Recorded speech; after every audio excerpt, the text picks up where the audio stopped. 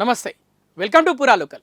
BC కులగణనకు Congress party కట్టుబడి ఉందని, ఒకవేళ కాంగ్రెస్ దీనిపై వెనుకడుగు వేస్తే మొదట ప్రశ్నించే వాడిని తానేనని కాంగ్రెస్ ఎమ్మెల్సీ తీన్మార్ మల్లన్న చేసిన కామెంట్స్ సంచలనంగా మారాయి.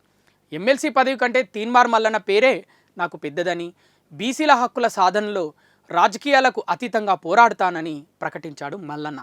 ఇందిరా పార్క్ ధర్నా చౌక్లో సమగ్ర కులజన గణన, స్థానిక సంస్థలలో బీసీలకు 42% రిజర్వేషన్ల సాధన కోసం నిర్వహించిన బీసీల సత్యాగ్రహ దీక్షలో మల్లన్న పాల్గొన్నాడు.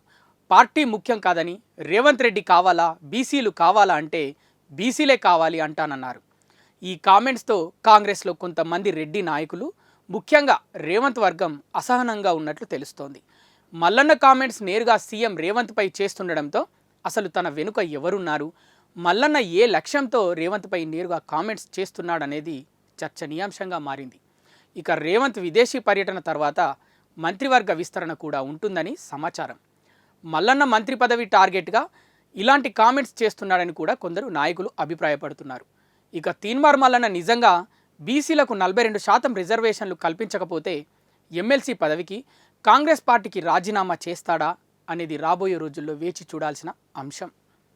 ఇవి ఇప్పటివరకు ఉన్న అప్డేట్స్. మరిన్ని అప్డేట్స్ కోసం చూస్తూనే ఉండండి పురా local, your choice for local voice.